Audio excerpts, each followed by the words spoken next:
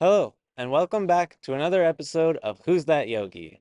Today, I'm very excited to introduce another one of my teachers, Maha Michelle Martin.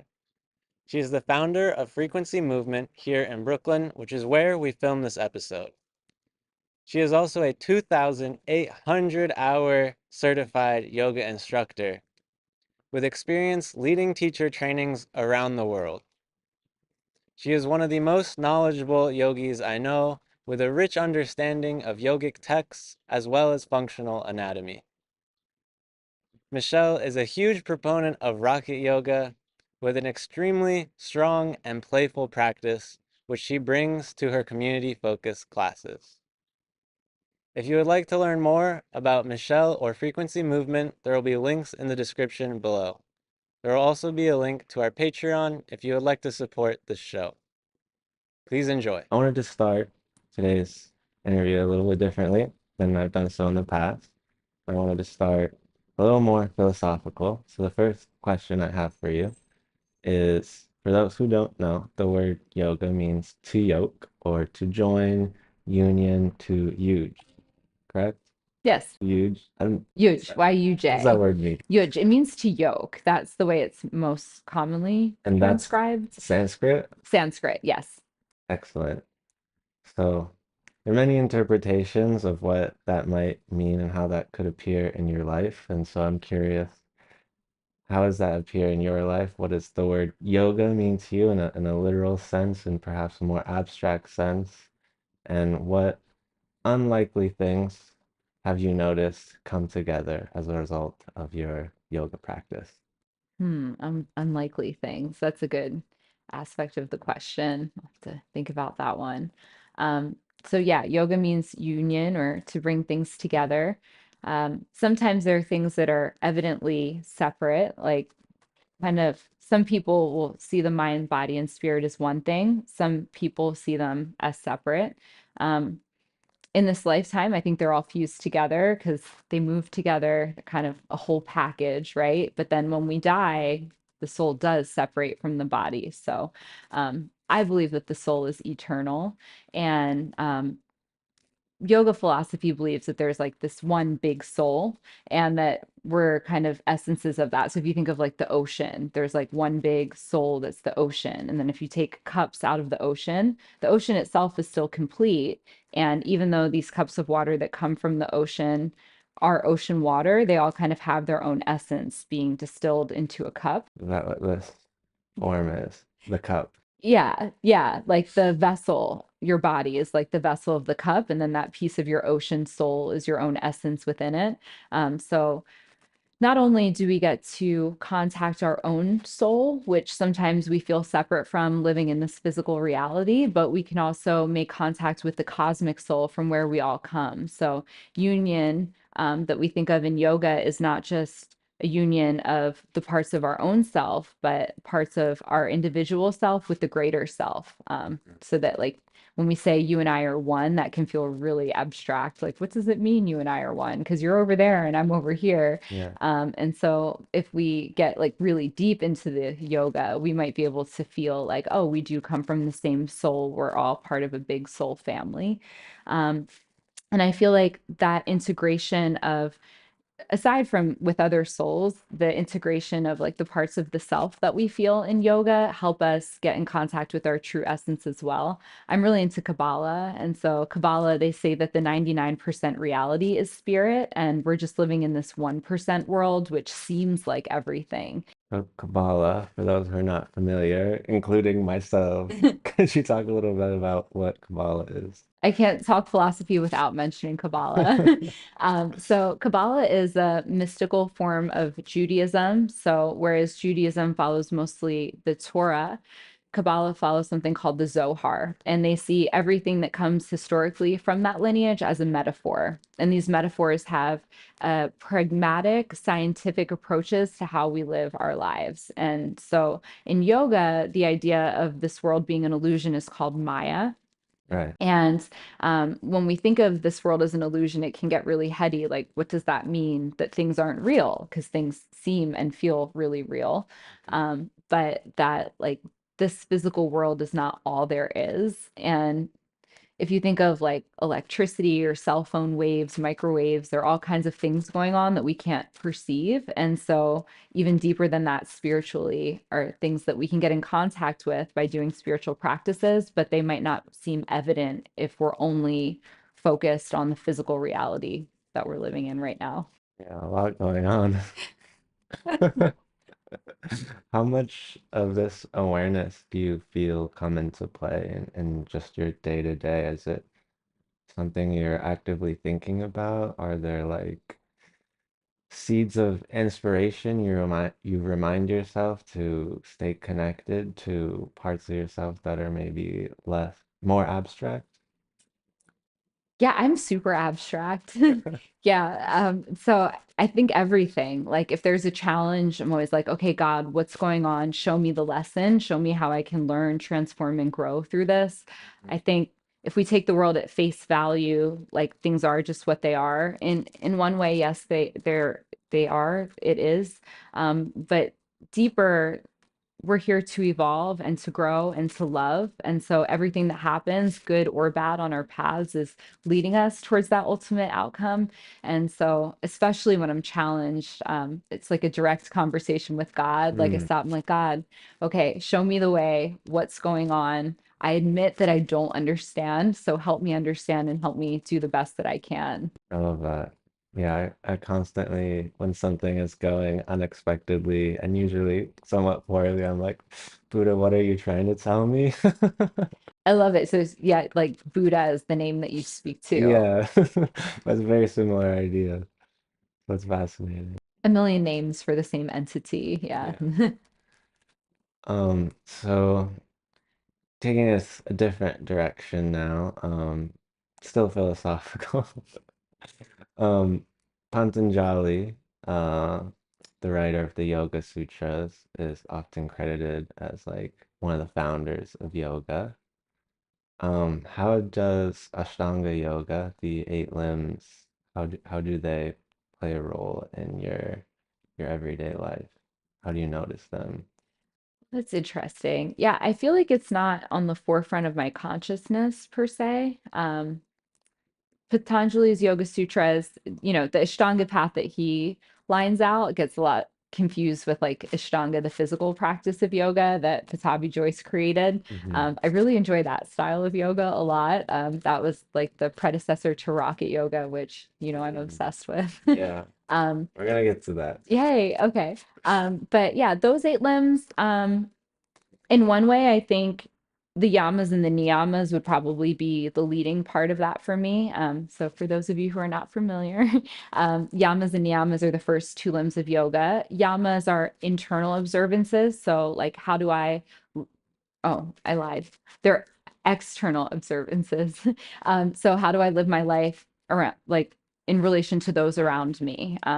So, those principles are non-harming, truthfulness, non-stealing, conservation of sexual energy, and non-attachment. And so, like, you can think of them as like the 10 commandments of yoga. Those are the first five. And I feel like the yamas and niyamas are what help ground me in understanding how to move through my life in a spiritually ethical way. Um, Are there any that stand out to you from the yamas and niyamas? I think different ones will speak to me during different parts of my life have spoken to me throughout different parts of my life. Um, Within the niyamas, I really love the idea of swadhyaya. So swadhyaya is self-study. And I study a lot spiritual different I study a lot of different spiritual texts and paths. So, as I mentioned, Kabbalah and yoga, I love Taoism. So, that exploration of the self through sacred texts and how I can apply that to my life. Because self study, it's such like a paradox of a name. It means a lot of things to me. So, it's like, I'm taking it upon myself to do the studying, but then through studying the ancient wisdom on a deeper level, I am studying the true self that lives within me. And understanding the nature of the soul has always been really important to me, and like what the purpose of life is, all of those existential things, because I think that's really why we're here. We can get caught up in all the other stuff, but I don't want to move through life and not figure out my soul purpose and not understand what living itself means because I feel like that would just be a waste of a life. Where do you feel like you are now in that journey of understanding? Um, Someone asked me recently, like, if I could have one wish, what would it be? And my answer to that was to fulfill my purpose. So I would say Dharma. Dharma is a big concept that's explored in the Bhagavad Gita.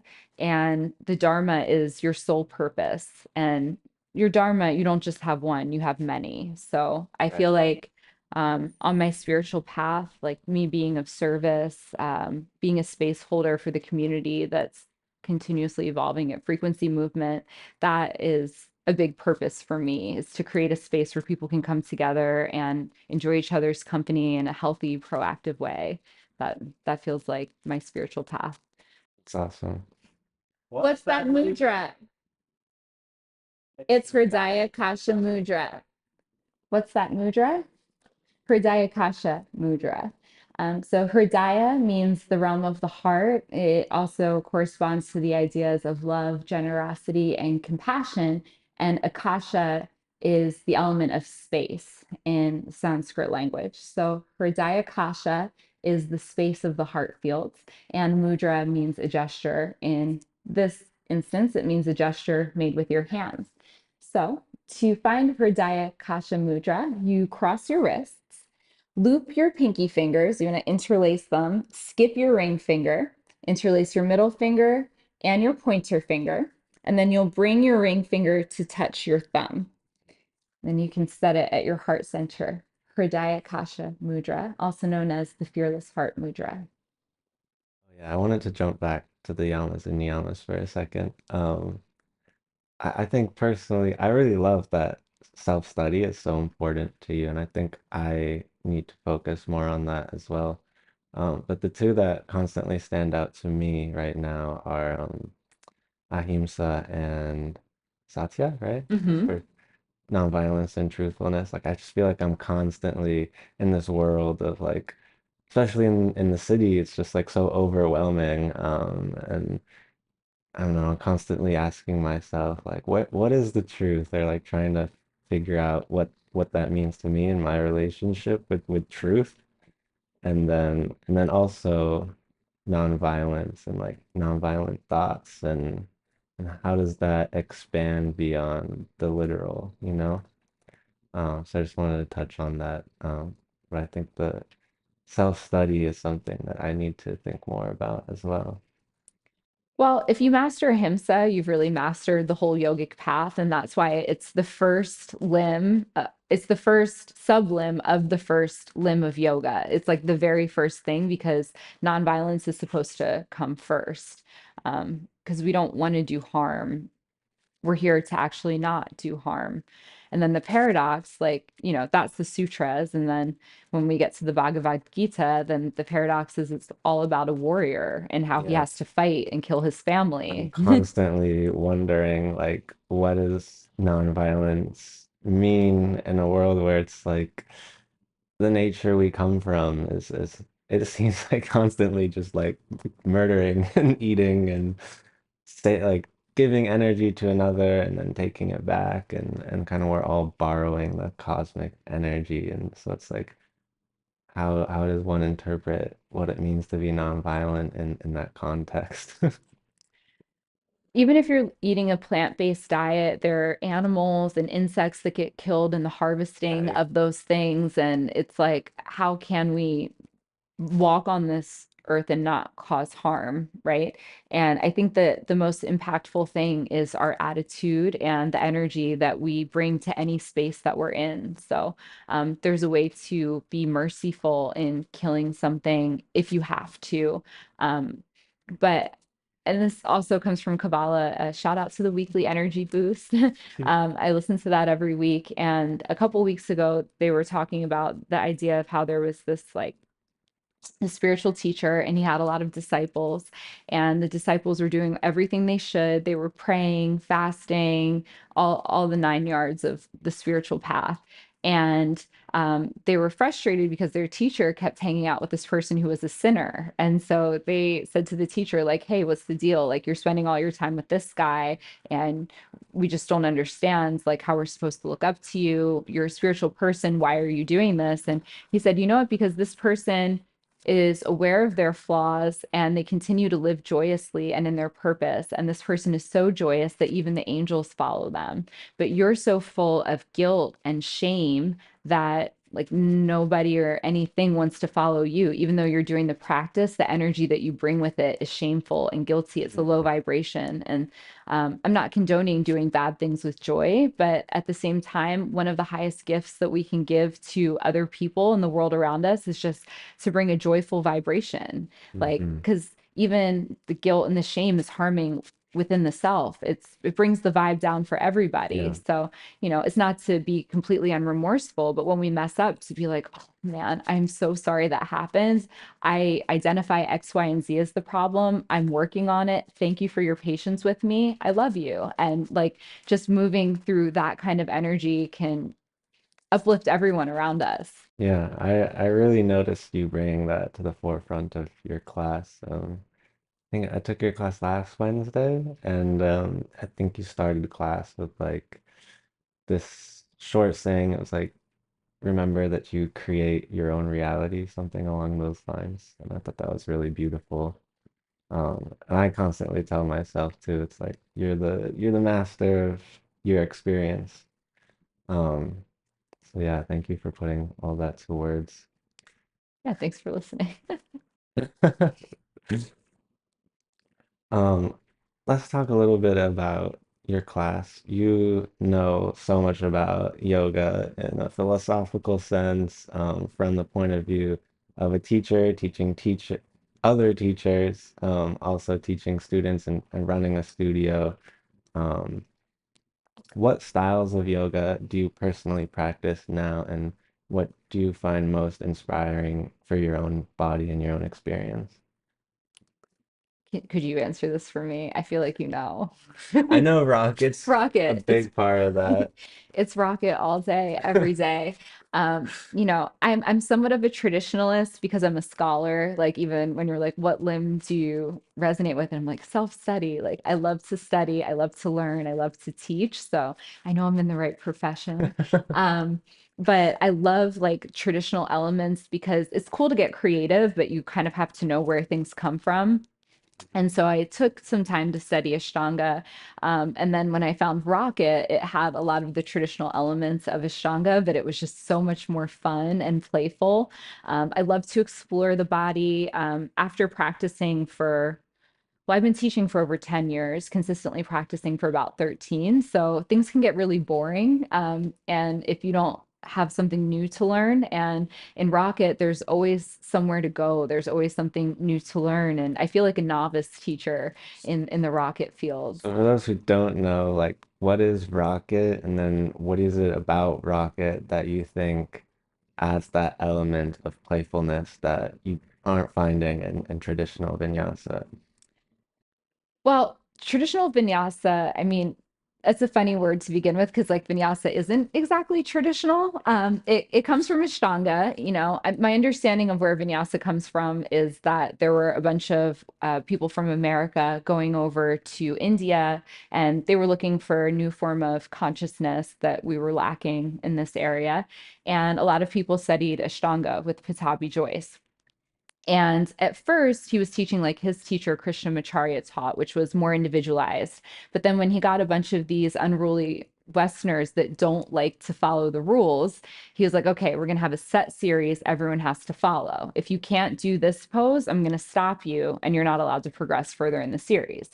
So Larry Schultz is his name. He came over from California and he was practicing Ashtanga with Patabi Joyce. And he was doing things that he wasn't quote unquote authorized to do. And so it became a joke that he was like the bad man of Ashtanga.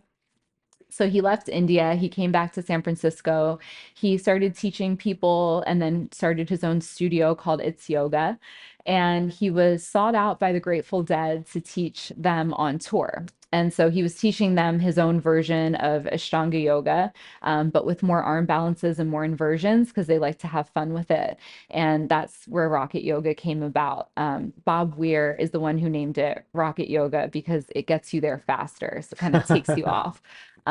But rocket yogis are just like really fun, curious, playful people, but there's an intensity to the practice as well. So um, I think vinyasa can get a little bit. I love how creative vinyasa can be, but I also feel like anyone could teach vinyasa, but not anyone could teach rocket per se. Can you Like, speak more to what you mean with regards to that? sure. So, like, um,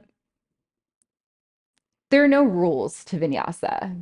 I think someone could come in and teach a vinyasa class, and like, if I saw vinyasa on the schedule and I walked into a class, I have no idea what I'm going to get. I could get a very beginner teacher who doesn't teach even seated forward folds or back bends, just gives a couple warriors or something. Like it could be very unstructured.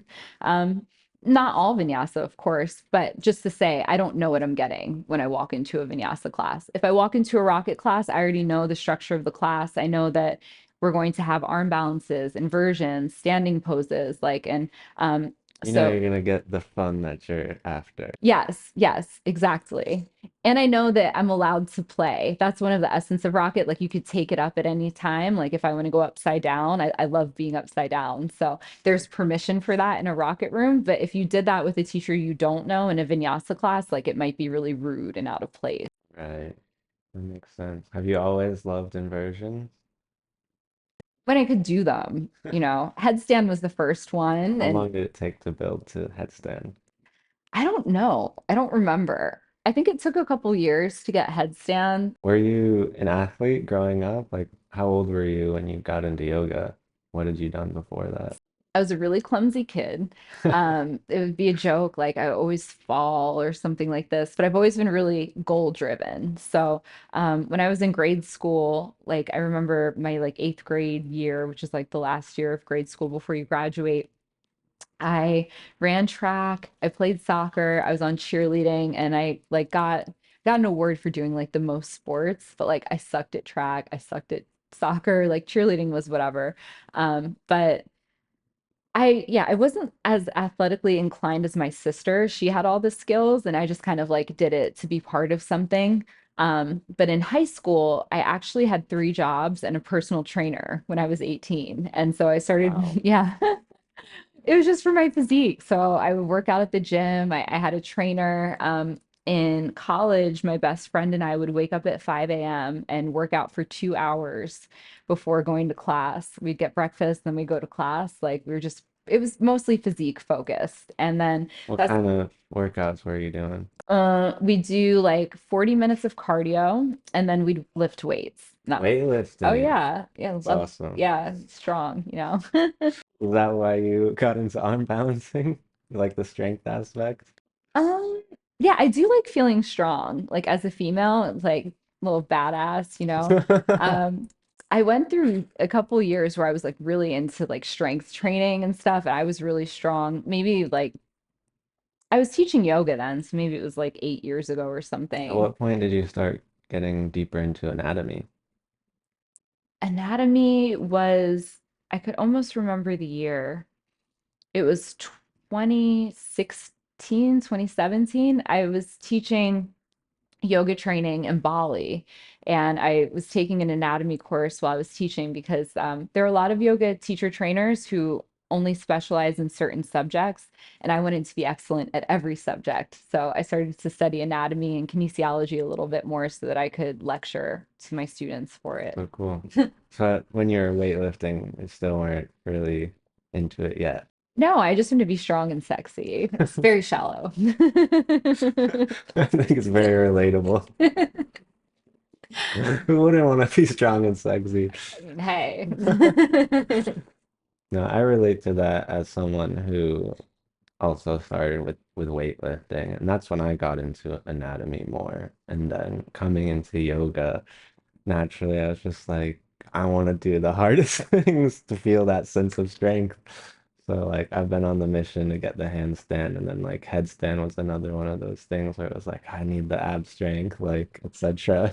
Yeah. Oh, but getting the ab strength sucks. I actually really love core, but my lower back suffers. I see that. Yeah, I remember your yoga presentation. You gave a very great anatomy lecture. I remember that. Thanks to thanks to Arnold inspiring me way back in my bodybuilding days. Oh, Yeah. Governor Arnold. He's done so many things. I know. He's a really interesting person. Yeah, you got to interview him next. Maybe. Arnold, if you're watching, come through. That would be super rad. I would love that. Are there any teachers like that that have been key part of your growing experience?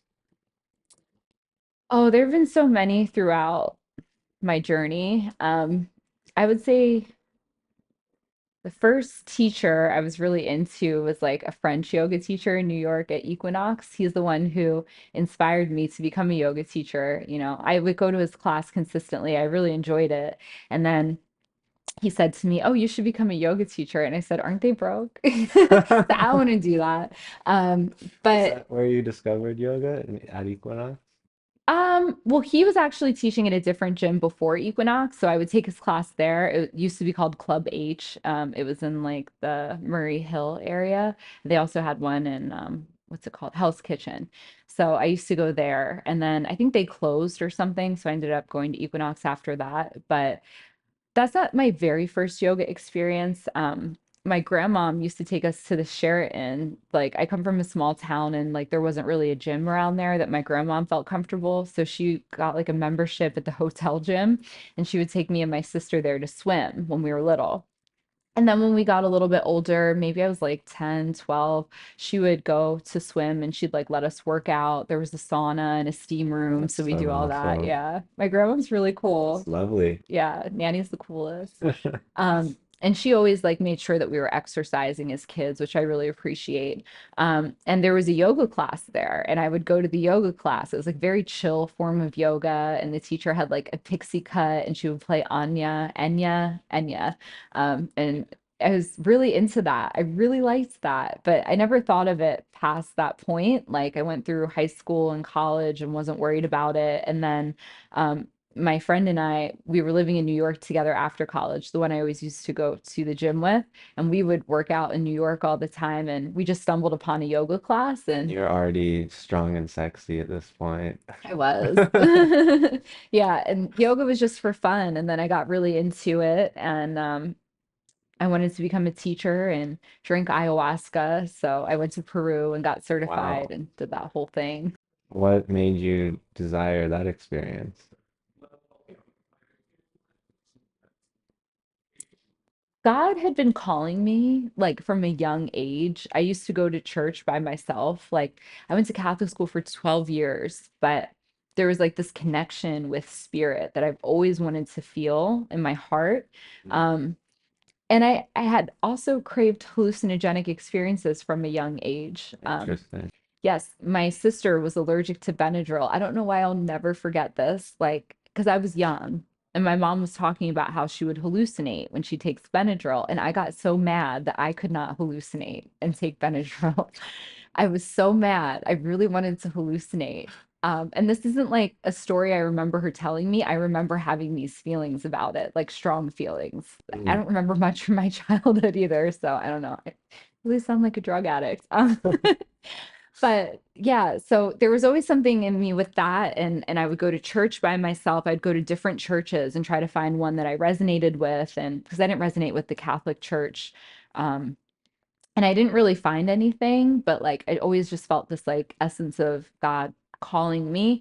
And that's what led me to be so into partying at a young age. Because you get into this like altered Hmm. state and you get to be like free and wild, like not the way that like society has you be and act. Interesting. Yeah. And so I was partying a lot and I knew that that wasn't sustainable. And I knew that there was a spiritual reason that I was doing that. And I wanted to cut that behavior out. So I stopped drinking alcohol completely. I was bartending at the time.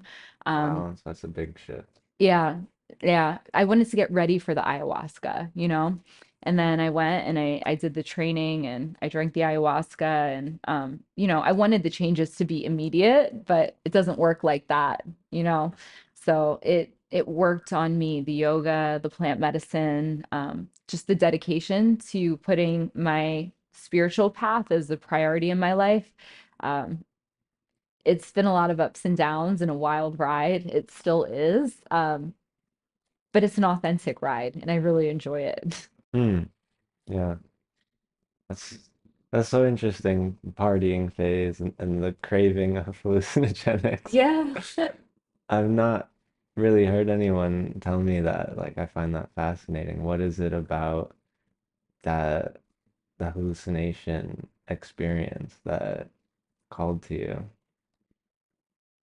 Is that something that still is calling you in some way?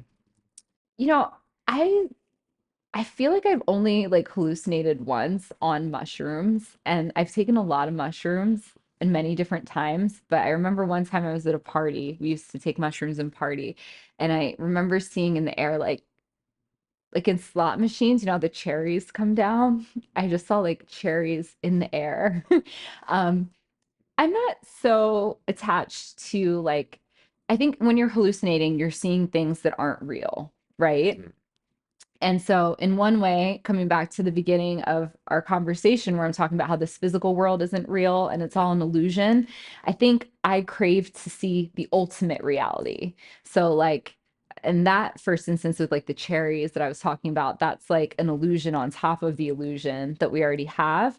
I feel like in my soul, I'm looking to strip away the illusion of the physical world to understand the spiritual reality. I I've always had this feeling inside that like this isn't all that there is, and like life is meant to be enjoyed um uh, and savored, like to savor life in a different way. And I for me, I feel like sometimes that requires us to get out of the thinking mind and the rational mind and to see and make connections with something beyond that. I don't know if that makes sense. Yeah, I'm not sure I'm interpreting how you intend, but um, it almost seems to me like maybe there's some sense of a desire for confirmation of this inner feeling and that allows you to connect with what you know to be true but don't necessarily feel all the time. That I don't know if I'm following you correctly. I think so. I've always been fascinated by mystics as well. So even in the Catholic tradition, there's like Saint Teresa of Avila. She was a mystic, and she had like a relationship with Jesus, you know, even though she never met him. And obviously, like if I walked down the street and said that, people would think I'm really crazy, you know. But I think that mysticism is having a romantic relationship with the divine, something like that people long for and crave for their lovers. I feel like that's towards God. And a lot of people actually say that that's what Rumi's poetry was. So some people will relate it to Shams, the lover of Rumi, that Rumi was writing about. And then some people believe that, yes, Shams was there and there were those feelings, but even more so is this like craving for the divine. And that's a lot of what Kabbalah teaches as well, that um, anything that we put too much passion or effort to in this physical life is bound to disappoint us because the only thing that can really satiate our souls is the love of the creator, whatever you call the creator, right? Or the universe. And so I feel like deep down, I'm seeking to make this real connection and like to feel that love and to have that exchange with the ultimate love that created all reality. Yeah, it almost feels to me like some deeper sense of like non-attachment, but just like it's like when you let go of all this reality, your cup is less full, so you're able to maybe see more of something else that's greater. Yeah, I don't know. I'm definitely strange. Like I spent a few years just in between teaching. I would go out and I would travel and I'd go by myself. I'd bring Mala, my little dog, into nature and I would collect pieces of like little. pieces of rocks and like sand from Hawaii. I had this water bottle, and everywhere that I went in nature to like a beautiful place, I would take water back. And then I had this one water bottle, and I'd add all the water into it. And it was just like this holy water for me. I never did anything with it, but these are like the things that I would collect. And I would just love to be out in nature and like absorb the energy and just like commune with God. And those were some of the best times of my life, just like being in it. And like, what an amazing opportunity to have that freedom and that time and that space. But I never took it for granted. It was like, it was me and God out there. Yeah, yeah. Nature is kind of the ultimate teacher in that sense. What's What's that that asana? asana?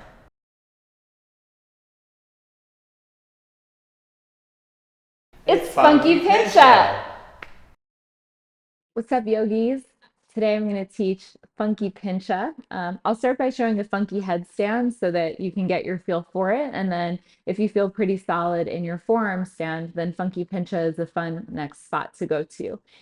This one's in honor of my teacher, Mariana. We call her the Funky Queen. She's the queen of rocket in Mexico City. We love you, Mariana. So first thing to start off is your hand position. You want one forearm on a diagonal and the other will be your palm placed on the floor, kind of like it is in a tripod headstand. So you'll try to stack your elbow over your wrist as you move. As I mentioned, we'll be starting off with the head on the floor, just so there's another point of contact for stability. You want your arms to look like this. Okay, here we go. So to set up, put one forearm down on the ground. Instead of having it straight forward like it is in most pinchas, it will be at a diagonal. Your other hand will come directly underneath your shoulder, and this creates some sort of triangle. Your head will go right in the middle. Just bringing your head down to the floor, tuck your toes under, and then come into a downward facing dog on your head. Start to walk your feet in towards your body. Eventually, you'll start to feel your shoulders stack over your elbows and maybe your hips over your shoulders. You can bend one knee into the chest and then eventually the other. And then at some point, you can extend both legs straight up to the sky. If you want to play around, you can bring one knee onto your elbow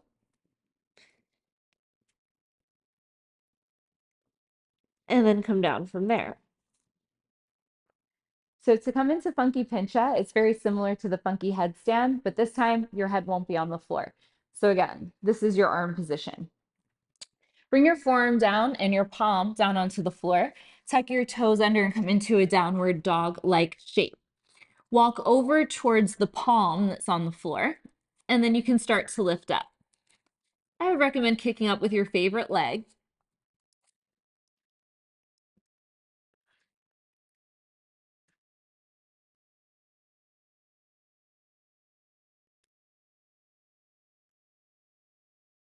Take a couple breaths, and then make your way back out. So I know that you travel quite a bit. Um, is nature something that you find yourself seeking out more because you're in the city? I'm kind of curious what draws you to New York City, knowing that you have such a strong relationship, that you're able to experience solitude and enjoy it in that type of setting.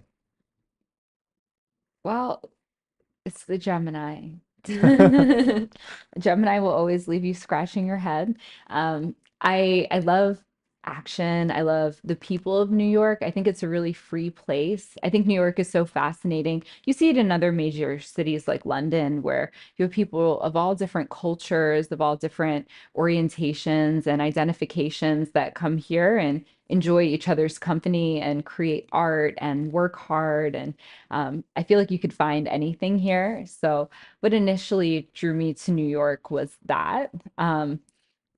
I left in 2019, right before the pandemic. I was still working and going to school here, but um, I had moved to Philadelphia for a little bit, and then circumstances just brought me back here. I think God wants me here.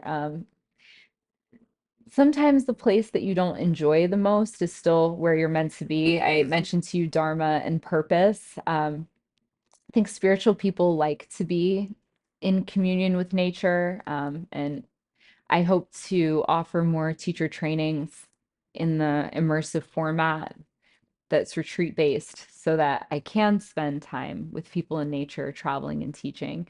And at the same time, I feel like New York and the subway and the amount of people and the noise and the financial stress and pressure makes yoga community so necessary.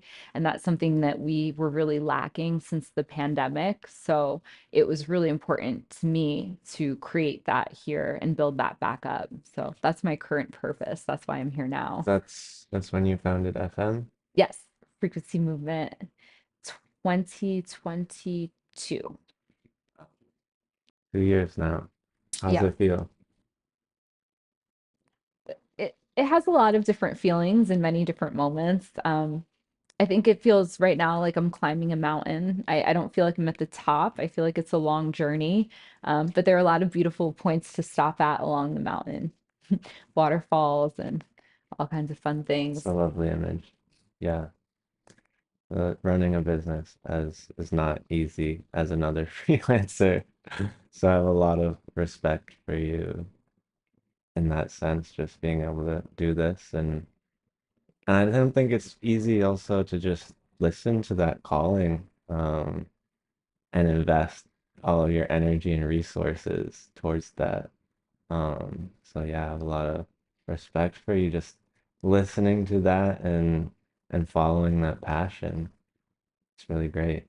Thank you, same. With regards to New Yorkers, you mentioned all the stresses that are here that if you're a New Yorker, you're well familiar with. Going back to our teacher training, kind of the early yoga teachers were doctors, I believe, or more or less they're like Ayurvedic doctors as well as yoga practitioners, right? I, I'm not The sure. Chauncey thing. Okay. Well, I'm curious anyways, like what sorts of things you notice coming up through your students and how you deal with those stresses as you see them on the mat and in your studio. How do you address different aspects of people's nature coming out? Yeah, I mean, I don't know. Um, People are usually on their best behavior. I think coming into a yoga studio, people like people act a certain way depending on where they are and how they think that they're expected to act. I see that mostly. For the most part, the people that come here have just been like really lovely and wonderful. I haven't had to deal with many challenges from people, which is a blessing. Um, it feels very different than what I see on the outside of the studio. So I know that the external stresses that we all encounter definitely come with the folks sometimes. But I think just for me to offer people a smile and Mhm. a place where they feel like they have autonomy and like, I do want to be adjusted. I don't want to be adjusted today. Or sometimes I even ask, like, hey, what are we feeling today? How are we feeling today? And I'll tailor the class around that, depending on how many people are here. Actually, this morning I had a very small class, it was only 2 people. And I checked in with them. I know both people. They've been coming a while. One's a member, so it's a little bit more casual in that sense, which is nice. And then I said, well, today I planned some shoulder opening to lead to back bending. And the one student said, I have a herniated disc in my low back and I don't want to do any back bending, but you could teach however you want. She wasn't like, don't do that. And so I thought, okay, well, I'll just teach a whole different class then. So it was nice, like to accommodate people physically. And I'm sure that there's some sort of mental and emotional accommodation. It doesn't always seem evident. I will say the one thing that's different here that you might find in another yoga studio is that we sit in circle in community Yeah, sometimes. that's kind of what I was getting at. I forgot about that Yeah, because we don't do it at every class. But I like to introduce the philosophical theme and then we sit in a circle. I was inspired to do that by Carlos Vasquez, who's one of our teachers here. super awesome Yeah, he's teacher. He's an amazing man, very fascinating man. You've got to get him on the podcast. Check Yeah. out. Yeah, if he lets you. He doesn't like to be on film. Um, but yeah, I introduce the theme and then I tell people, hey, if you want to share something, share it. It could be related to the theme, it could be not. Just share whatever comes up for you authentically.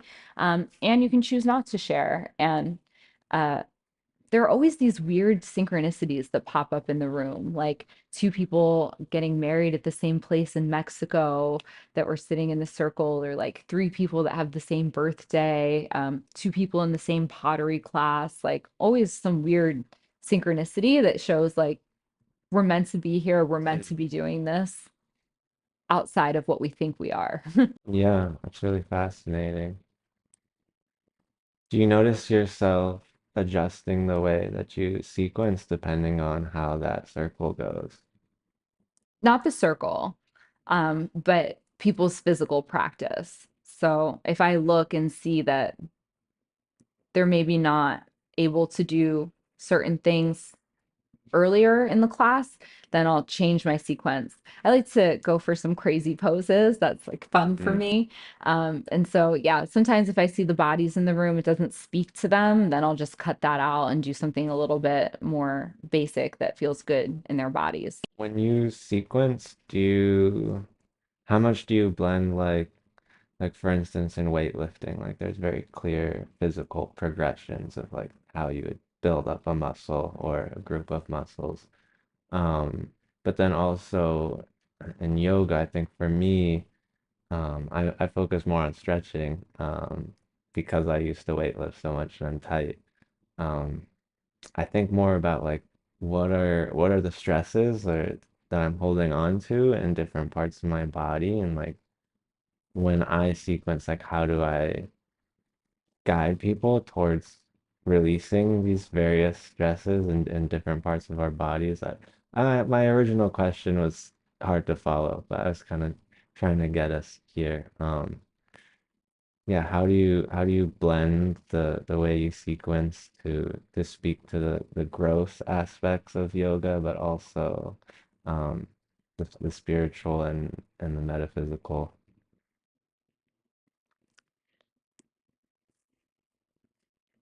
That's a great question. Um, I don't think so much about the spiritual and the metaphysical when I'm teaching the physical practice. I like to offer pieces of wisdom that people can take with them, either at the beginning or the end of class, whether we're having a circle or not. Like when you took my Wednesday class the other week, we didn't have a circle, there were a lot of people there. But like for me to just kind of give an invitation of something for people to chew on mentally throughout the practice. You notice that shift people physically in the room, the way they approach their practice? I would like to be at the level of perception where I could. Um, as you know, you've taught a yoga class before. There's so many things to focus on Yeah, when you're teaching. absolutely. There's like the cues, the music, the physical adjustments, and depending on how many people are in the room, it's hard to track people in that way, because there are so many people. It's a mind trip teaching yoga. So I'm not.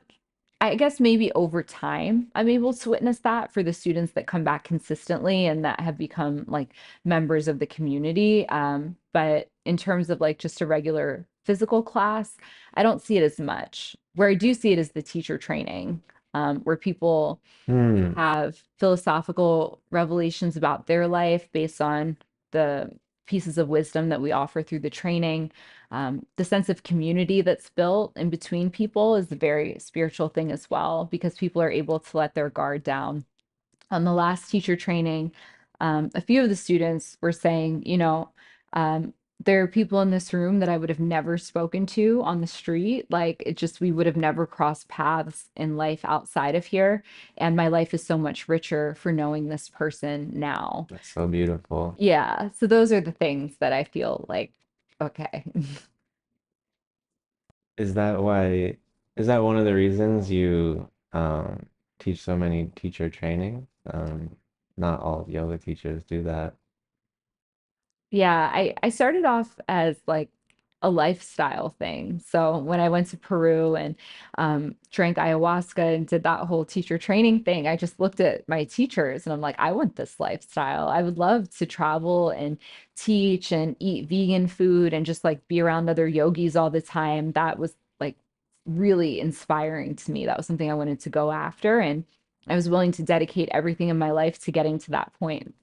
So the teacher trainings, I've just I've had the best experiences. Like I'm a little socially awkward, which I think is probably why I liked to drink so much because it just made me feel free in a different way. And I think when we're in the context of a yoga training, it's understood that we're here to be as compassionate and as open-minded and as loving as possible. And in those environments, I feel really safe. And because I'm so focused on some sort of spiritual revelation in life, I think being in those environments, it feels it feels like a worthy conversation every time. Yeah, I'm noticing that you use the word context now and space previously, and obviously you're a studio owner. That just makes me think how important like having physical space is. Um, and yeah, I think that's so important. And being able to create space is just one of the best feelings as a yoga teacher.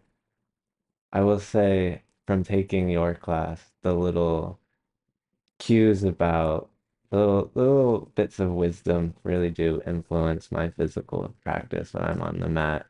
Um, and I love teachers like Nikki, that are more like cueing exact like shift your lats down, roll your shoulders Is back. impeccable. It's yeah, it's amazing and but alternative to that, like how you're just dropping these bits of wisdom in a different way, really just add to the practice that I really enjoy. So yeah, if you're not aware of the metaphysical shifts, I just want to make you aware for my own practice that it does make a difference, and I notice that Thank you. actively. That's the best feedback. Well, yeah, you mentioned teachers. I got off on one of my tangents, of course, but I would be missing out without like mentioning without, right? Yeah. Jared McCann. So he was my teacher, Nikki's teacher, Chauncey's teacher, Sarah, Asher. They're all part of our teacher training crew. And Jared has been a profound teacher, yes, for the physical aspect, 100%, but also for the spiritual aspect as well. Being able to practice at the lighthouse community that he created was a pivotal moment for me. Being invited to teach there was a huge milestone in my life that I will never forget. And it's a big part of what inspired me to open frequency movement. Mm, so awesome. I'm curious how that first teacher that inspired you eventually led to you meeting Jared. Yeah, well, I'm the type I like to go in. Like if I'm going to get into something, I want to go all the way deep. And so Johan's a great teacher and teaches more of an open level class. So after practicing for a long time, I just wanted to find other teachers that spoke to things that I didn't know from the studies that I had gone and completed. So from there, I was teaching in Bali, and there was a girl who had a crazy practice. And so I knew she lived in London, and I love the yoga teachers in London. In Indaba yoga, I was going, I had a friend who lived there, and I kept going. What is it about the London yoga teachers? They're really into it. Like they're into the practice. That's where I first discovered rocket. So that's probably they have a Mm. huge rocket scene there. So I started to stalk Marcus Veda. He's a rocket teacher in London, and he was my absolute favorite, but I couldn't keep going to London because I lived in New York. So I found Jared accidentally through ClassPass. He had like a 2 hour arm balance and inversion class. And I'm like, It's what the right hell up is your this? alley. Yeah. Yeah. And then I went in and I was like one of the worst people in the room. And I'm like, this is great. That's exactly what I want. I don't want to be the best person in the room. And it was just so inspiring to be around all these people. And I was like, this is really fun. So I just got hooked and I kept going. I took a training there. And then after Lighthouse closed, I started going to Mexico City to practice with Mariana Cisneros, and she's my teacher now. Hmm. That's so cool. What a fascinating journey. Yeah, yeah, All over from California to New York and Mexico, London. yeah. Where haven't you been? I haven't been to Africa yet. I'd really love to go. That's next on the list. I don't know if it's next. It's definitely on the list. Next up is Mexico again. After traveling so extensively and seeing things that I love about the world, I noticed that I can get most of the things I love from the entire world in Mexico. Hmm. Like Mexico has everything for me. It's like it's one of the loves of my life. It really is. I can't wait to go back. Well, I think here's a good place to wrap things up. So, I just last final question is, are there any bits of wisdom you want to offer, your own yoga teachers that you just mentioned, or current students, anything that you just want to end the podcast with? Oh man, you really put me on the spot. Yeah, I'll end it with Joseph Campbell's favorite saying. It's like follow your bliss. Follow your joy, follow your bliss. Like life is too short. You never know what's gonna happen. I was in a deli yesterday. It's called the Awesome Deli, and it really is. I love that deli. And I just started talking to some guy next to me. And it was very evident in the way that he was speaking about his life that he has like a lot of money. Like he comes from money, he has a lot of money. But the way that he was describing his day and his life to me, I could see that he didn't have very much freedom at all. And I think sometimes like I would like to have the freedom that comes from having a lot of money. I think a lot of us would. It's not the thing that drives my life, but in that short conversation, I really realized like the passion and the freedom and the purpose and like the wild intensity in which I live. It's not meant for everyone, but I really enjoy that from my life. And so I would just invite anybody who's listening to this to do what sets your heart on fire. Follow your bliss, follow your passion, follow your love. Doesn't matter what people say about it, it's your life. YOLO. Awesome. Thank you so much, Michelle. Thank you. Thank you so much for watching. Keep listening to your heart and keep playing.